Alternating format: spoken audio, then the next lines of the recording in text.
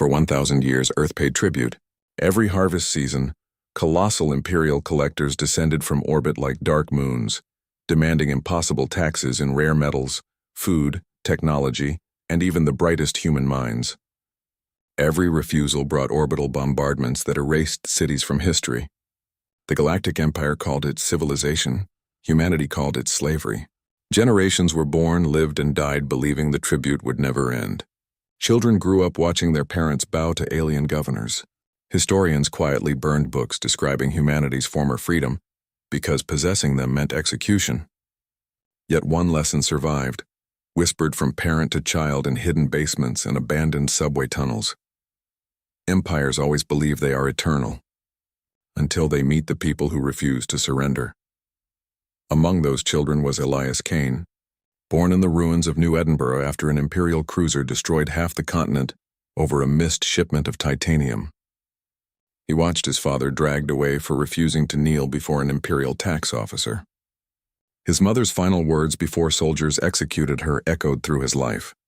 "Don't survive for revenge. Survive until you can give humanity tomorrow."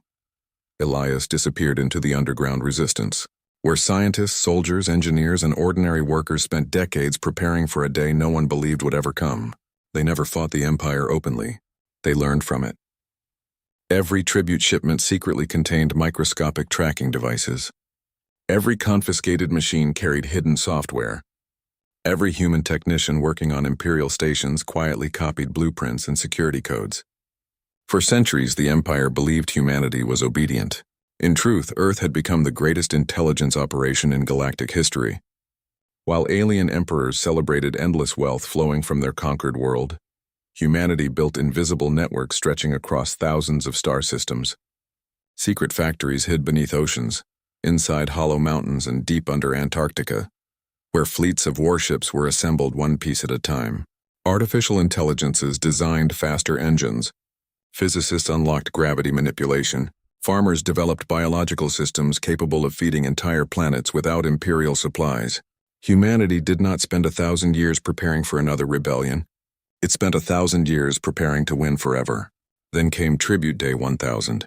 Emperor Valerius XIV himself arrived above Earth aboard the Celestial Throne, a battle station larger than Earth's moon.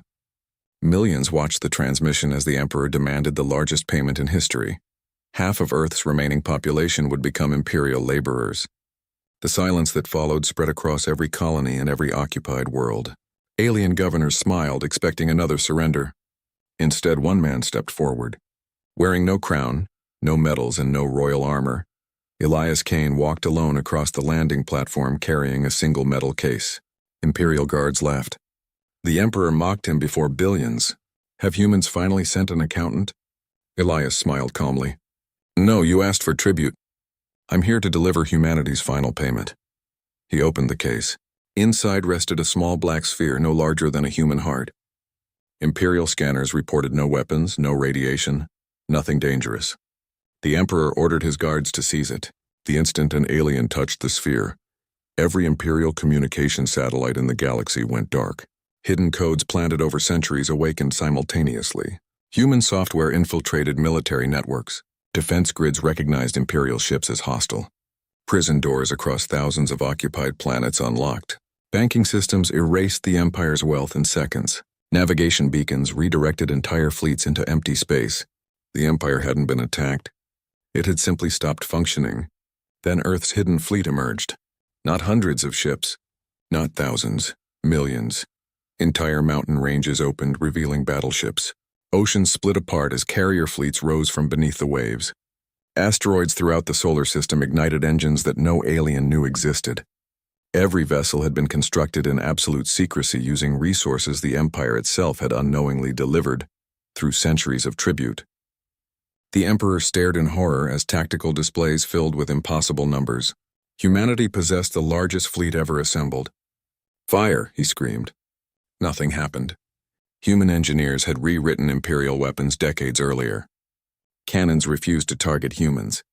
Missiles locked onto Imperial flagships instead. Across the galaxy, conquered civilizations realized the Empire's invincible military had become useless overnight. One by one, enslaved species rose together. Human resistance cells emerged on every occupied world, armed with technology far beyond imperial science. The war the Empire expected to last centuries ended before sunset on Earth. Elias boarded the celestial throne without firing a single shot. The terrified Emperor demanded to know how one primitive species had defeated an empire that ruled 10 million worlds. Elias looked through the massive observation window toward Earth glowing below. "Because you thought tribute made us weaker," he answered. "Every shipment you stole forced us to innovate. Every city you destroyed taught us resilience. Every child you enslaved inspired another generation to resist. You spent 1,000 years collecting taxes. We spent 1,000 years collecting your mistakes." He deactivated the station's final command core. Throughout the galaxy, imperial banners fell, governors surrendered, slave camps opened. The Galactic Empire, which had stood for 12,000 years, officially collapsed less than 24 hours after demanding Earth's greatest tribute. But humanity did not replace it with another empire.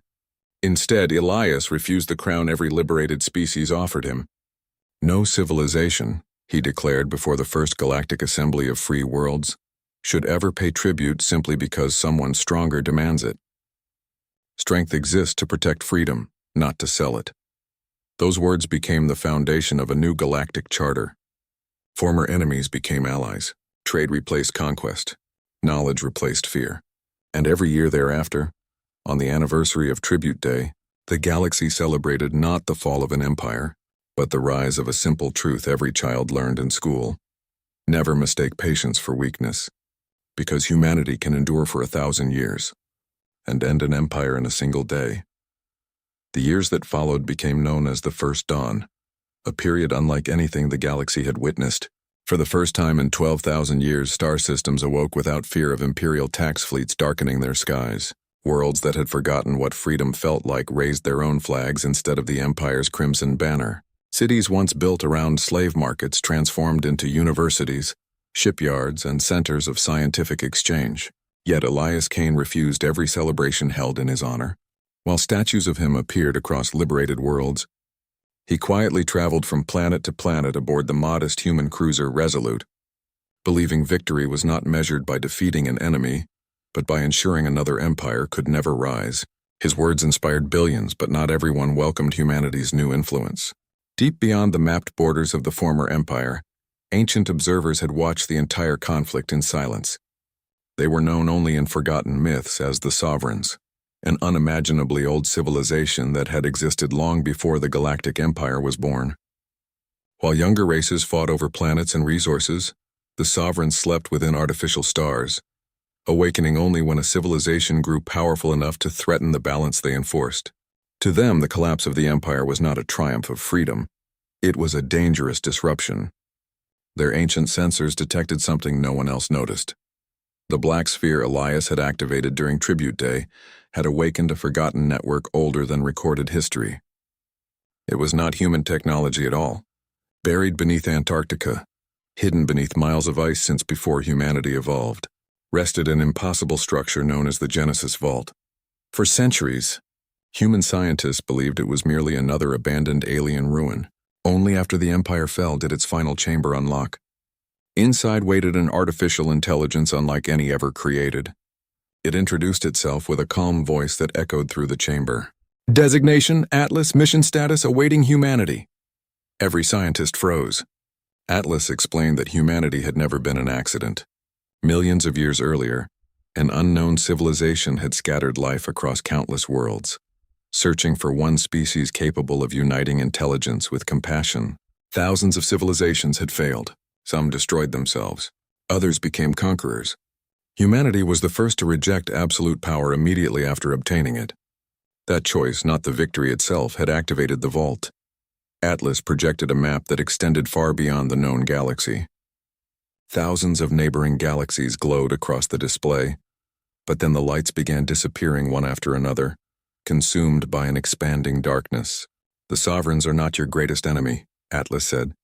"They are merely survivors. Something far older is coming." Silence filled the chamber. Elias looked at the map as entire galaxies vanished into blackness. "How long do we have?" he asked. Atlas answered with chilling precision. 43 standard years before first contact. The room erupted with panic, but Elias remained calm. Humanity had spent 1,000 years preparing to defeat an empire. If another threat existed, then humanity would prepare again. News of the coming darkness was not hidden from the galaxy. Unlike the Empire, humanity believed truth belonged to everyone. Former enemies, liberated species, and even remnants of imperial fleets gathered on Earth to discuss a common future. Many expected chaos. Instead, billions volunteered. Engineers designed starships capable of crossing intergalactic space. Scientists from hundreds of species combined their knowledge for the first time. The greatest military alliance in history, formed not to conquer worlds but to defend every living civilization together. Watching from the edge of the galaxy, the sovereigns reached a conclusion they had never expected. Humanity was doing the impossible. Rather than ruling through fear, they were creating loyalty through hope. The oldest civilization in existence suddenly realized that the species they had underestimated might also be the only one capable of saving them all. And so, for the first time in millions of years, the sovereigns sent a message to Earth. It contained only 7 words. We were wrong. Teach us to unite. As Elias read the transmission aboard the Resolute, another alert flashed across the bridge. At the outer rim of the galaxy, every long-range telescope simultaneously detected a single object emerging from intergalactic darkness, a structure so immense it surrounded an entire star. It was moving toward the Milky Way, and behind it came thousands more. Humanity had ended one empire in a single day, but the greatest war in the history of the universe had only just begun. The first images of the approaching objects spread across the galaxy within hours.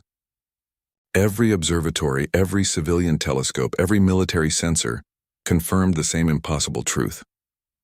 The colossal structures were not ships in any conventional sense. Each one encased a star inside an immense lattice of black metal, drawing its energy as though the sun itself were a battery.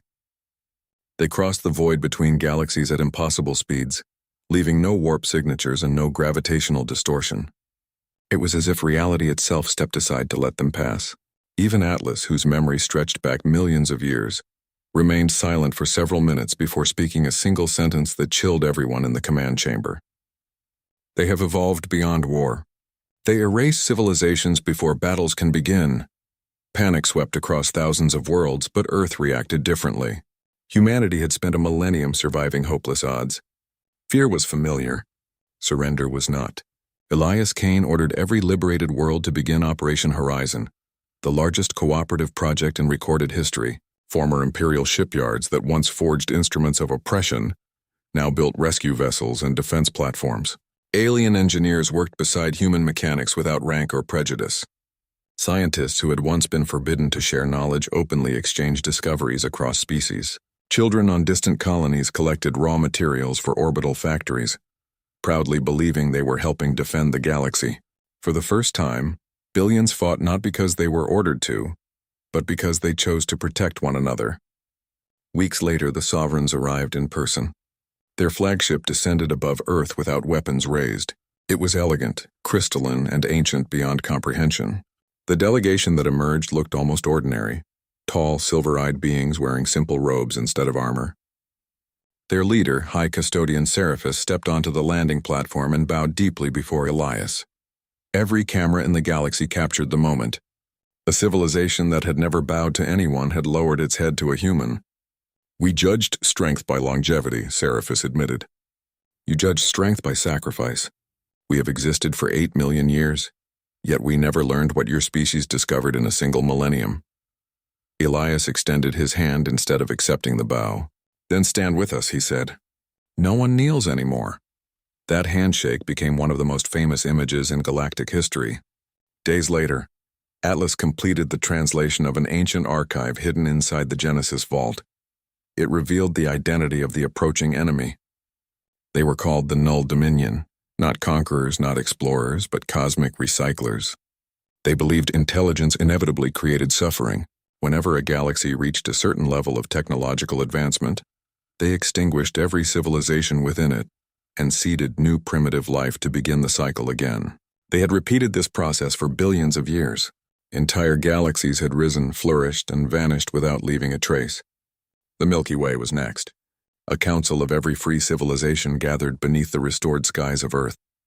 Representatives argued for evacuation, surrender, or hiding beyond known space. Elias listened without interruption until the debate exhausted itself. Then he walked to the center of the chamber. 1,000 years ago, he began, humanity was told resistance was impossible. We resisted anyway. We were told the Galactic Empire was eternal. It fell in a single day. Today we're told an enemy billions of years old cannot be defeated. He paused, looking across the assembled delegates. History has become a list of things humanity wasn't supposed to survive. Silence filled the hall. So let's add one more. Thunderous applause erupted, not from humans alone, but from every species present. Across the galaxy, the unified fleet began to assemble. It dwarfed even the hidden armada that had defeated the Empire. Human dreadnoughts flew beside sovereign lightships. Former Imperial battleships, repainted with the emblem of the Galactic Alliance, stood shoulder to shoulder with vessels from civilizations that had once feared one another. More than 20 million ships gathered around the outer rim of the Milky Way, forming a defensive line that stretched across thousands of light years. Then the sensors sounded. The first Null Dominion vessel crossed into the galaxy. It did not fire a weapon. Instead, every screen aboard every Allied ship displayed the same message in every known language. This galaxy has reached termination status. Seconds later, stars near the galactic edge began to disappear. Not exploding, not collapsing, but simply vanishing from existence. The war for the future of the universe had begun, and this time humanity wasn't fighting to save Earth. It was fighting to save every star that had ever shone.